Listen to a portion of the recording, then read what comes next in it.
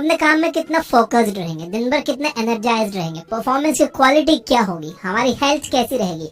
Heart disease, cancer, Alzheimer जैसी बड़ी बीमारियों का होना ना होना भी हमारी नींद की क्वालिटी और सोने के तरीके पर डिपेंड करता है। द ल्यूसेंट में छपी एक स्टडी बताती है कि जो लोग अच्छे से नहीं सोते वो अच्छी नींद लेने वालों के कंपैरिजन में काम कंप्लीट करने में 14% ज्यादा टाइम लेते हैं और 20% ज्यादा गलतियां करते हैं। सिर्फ 24 घंटे के स्लीप डेप्रिवेशन की वजह से हमारे ब्रेन में 6% ग्लूकोज की कमी आ जाती है। इसका रिजल्ट ये होता है कि हमारे थिंकिंग एबिलिटी पर इफेक्ट होता है और हमारी क्लैरिटी कम होने लगती है। आसान भाषा में बोलूं तो अच्छे से ना सोने की वजह से हम इडियट होने लग जाते हैं, थोड़े से हम बेवकूफ हो जाते हैं, हमारा दिमाग ब्लंट होने लग जाता है। सिर्फ ब्रेन नहीं, इसका बॉडी पर भी गहरा असर पड़ता है। जब हमारे ब्रेन में ग्लूकोज कम होने लगता है तो ये बॉडी से ग्लूकोज की डिमांड करने लगता है, जिससे हमें जंक फूड की क्रेविंग होने लगती है और अल्टीमेटली हमारे फिजिकल हेल्थ भी डेंजर में पड़ जाती है। इस वीडियो को लास्ट तक देखने के बाद आप स्मार्ट स्लीप के एक्सपर्ट बन जाओगे। तो शुरू करते हैं। सबसे पहले बात करेंगे स्लीपिंग पोजीशन की। ब्रेन तक blood flow, stable spine, hormones का production, oxygen supply, muscular function, heart function और ब्लड प्रेशर जैसी बॉडी की इतनी सारी इंपॉर्टेंट एक्टिविटीज सिर्फ हमारे सोने की पोजीशन पर डिपेंड करती है। फिर भी हम अपनी स्लीपिंग पोजीशन को चेंज नहीं करना चाहते। 3 स्लीपिंग पोजीशंस होती हैं, बैक पर, स्टमक पर और साइड पर। ज्यादातर लोग साइड पोजीशन में सोते हैं, लेकिन राइट साइड पर सोना हार्मफुल हो सकता है। चलिए थोड़ा साइंस से समझते हैं। जब हम खाना खाते हैं तो वो एसोफेगस नाम के पाइप से होकर हमारे पेट तक पहुंचता है और पेट में पहुंचते ही गैस्ट्रिक एसिड रिलीज होता है, जिससे उस खाने को डाइजेस्ट किया जाता है और पेट से निकलने वाला एसिड वापस एसोफेगस तक ना जाए, इसलिए पाइप के एंड पर एक वॉल्व होता है। ये वॉल्व वन साइडेड होता है, यानी हम खाना खाते हैं वो तो पेट में जाता है, लेकिन पेट का एसिड बाहर नहीं आता है, वॉल्व क्लोज हो जाता है। लेकिन प्रॉब्लम यह है कि धीरे धीरे मेडिकल रीजन या एज की वजह से ये वॉल्व ढीला होते जाता है। ऐसे में जब पेट में गैस्ट्रिक एसिड रिलीज होता है तो ये वापस उसी पाइप में जाने लगते हैं। हमारा पेट बॉडी के लेफ्ट साइड में, तो जब हम लेफ्ट साइड में सोते हैं तो ग्रेविटी की वजह से खाना नीचे ही रहता है और बड़ी आसानी से डाइजेस्ट हो जाता है और पेट से रिलीज होने वाला एसिड वापस एसोफेगस में नहीं पहुंचता। अगर हम राइट हैंड साइड सोते हैं तो ये प्रोसेस पूरा उल्टा हो जाता है। बड़ी आसानी से हमारे पेट का एसिड एसोफेगस तक होते हुए चेस्ट तक पहुंच जाता है, जिसका रिजल्ट ये होता है कि हमारा चेस्ट जलने लगता है, जिसे हार्टबर्न या रिफ्लक्स कहते हैं, एसिडिटी भी कहते हैं। इससे हमें हाइडल हर्निया या गर्ड जैसी बीमारी हो सकती है। इस बारे में मेरे एक डॉक्टर से बात हो रही थी, उन्होंने मुझे बताया कि एसिडिटी को कभी भी हल्के में नहीं लेना चाहिए। अगर पेट का एसिड बार बार एसोफेगस तक आएगा तो एसोफेगस का कैंसर तक हो सकता है। एओर्टा नाम की आर्टरी हमारे हार्ट की सबसे बड़ी आर्टरी है एंड ये लेफ्ट साइड पर मुड़ी हुई होती है और इससे हमारी बॉडी के लोअर पार्ट्स में ब्लड सप्लाई होता है। अगर हम लेफ्ट हैंड साइड पर सोते हैं तो हमारे हार्ट को बॉडी के लोअर पार्ट्स में ब्लड सप्लाई करने में ज्यादा मेहनत नहीं करना पड़ती, लेकिन अगर हम राइट हैंड साइड पर सोते हैं तो हार्ट को ज्यादा मेहनत करना पड़ती है। एक तरह से आप जितनी देर तक भी लेफ्ट हैंड साइड पर सो रहे हो उतनी देर आप अपने हार्ट का काम आसान कर रहे हो। ब्लड सर्कुलेटरी सिस्टम के अलावा हमारी बॉडी में एक और सर्कुलेटरी सिस्टम होता है जिसे लिम्फेटिक सर्कुलेटरी सिस्टम कहते हैं और ये इतना इंपॉर्टेंट है कि आयुर्वेदा में सबसे पहले लिम्फेटिक सर्कुलेटरी सिस्टम का ही इलाज किया जाता है। ये इतना इंपॉर्टेंट क्यों है और लेफ्ट साइड सोने से इसका क्या लेना देना, ये देखते हैं। जब हमारी बॉडी वेस्ट चीजों को ब्लड से बाहर नहीं निकल पाती तब हम बीमार हो जाते हैं। लिम्फेटिक सर्कुलेटरी सिस्टम का वेस्ट चीजों को ब्लड से बाहर निकालने का ही काम है। लिम्फेटिक सिस्टम का पार्ट है स्प्लीन। ये ऑर्गन डेड ब्लड सेल्स को खून से बाहर निकालता है, खून साफ करता है। अगर हम जख्मी हो जाते हैं, कोई कट लग जाता है तो ऐसी इमरजेंसी सिचुएशंस के लिए ब्लड स्टोर भी करता है और ये ऑर्गन होता है बॉडी के लेफ्ट साइड में। लिम्फेटिक सिस्टम में कोई पंप नहीं होता, इसलिए स्प्लीन तक खून ग्रेजुअली मसल्स के कॉन्ट्रैक्शन से ही पहुंचता है।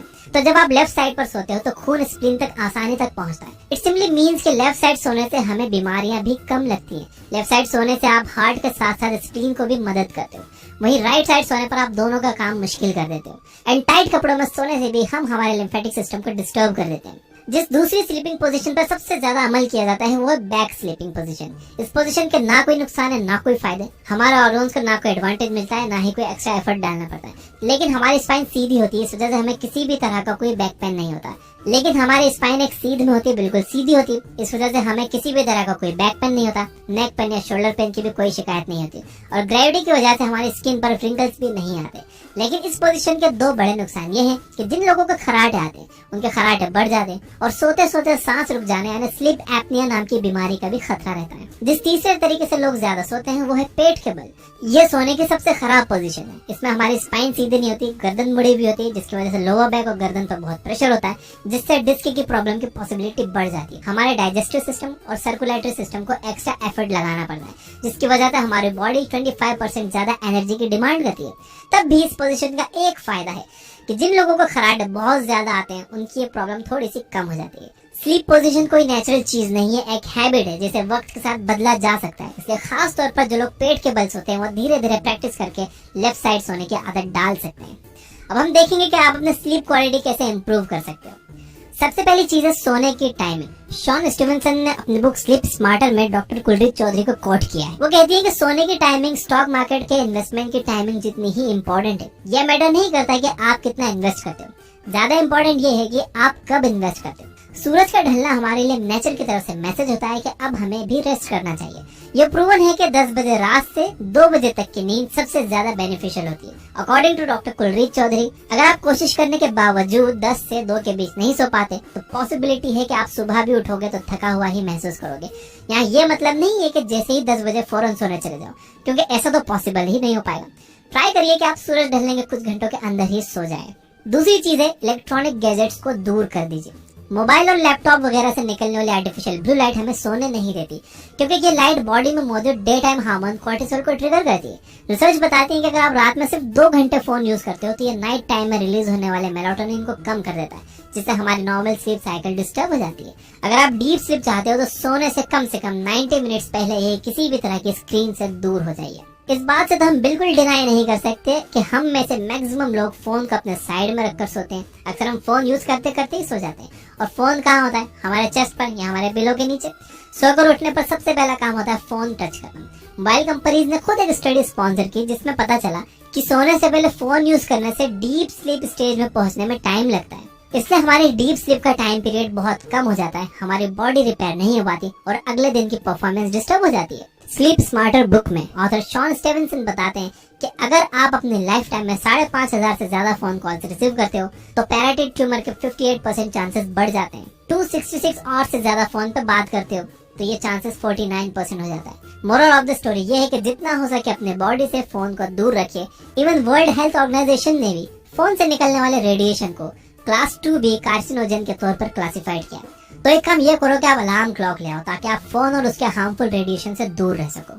तीसरी चीज, अपने रूम को डार्क रखो। क्या आप जानते हो कि हमारी स्किन देख सकती है? स्किन में मौजूद रिसेप्टर्स लाइट को आइडेंटिफाई कर सकते हैं। मतलब हमारी बॉडी को यह पता करने के लिए कि लाइट जल रही है या नहीं आंखें खोलने की जरूरत नहीं है।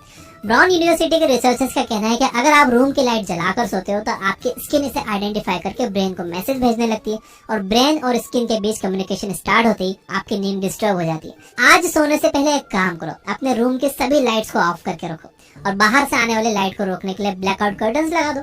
कल सुबह उठकर एनालाइज करना कि आपको कैसी नींद आई। सिर्फ अच्छी नींद के लिए ही नहीं, आंखों की हेल्थ के लिए भी अंधेरे में सोना बहुत जरूरी है। एक रिसर्च में बताया गया कि अंधेरे में सोने वाले 10% बच्चों में शॉर्ट साइटनेस की प्रॉब्लम सामने आई, जबकि नाइट लाइट में सोने वाले 34% और नॉर्मल लाइट में सोने वाले 54% बच्चों को शॉर्ट साइटनेस हुआ। चौथी चीज है, रात में कॉफी अवॉइड करो। कॉफी हमारे नर्वस सिस्टम को अलर्ट मोड पर कर देती है।